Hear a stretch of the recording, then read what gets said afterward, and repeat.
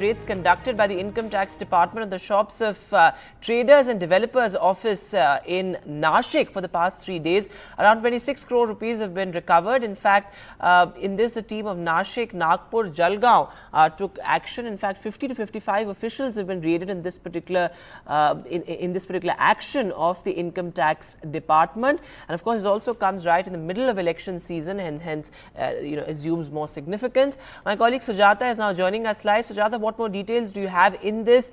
Any more details on political affiliations of these traders?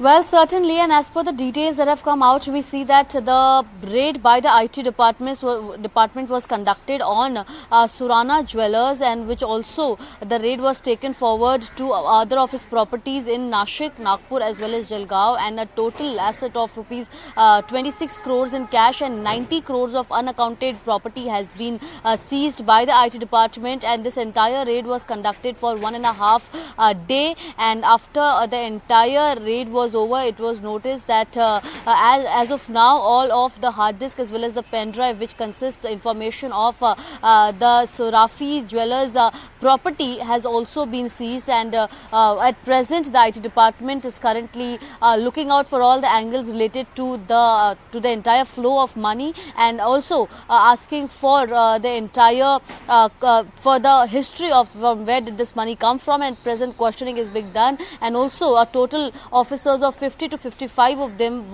did it was a sudden raid at the shops in Nashik, where we see that considering the situation now, the IT department is also expected to carry further raids. Depends on the information that they receive from the electronic evidences that it has got after the raids were carried out. Over to you.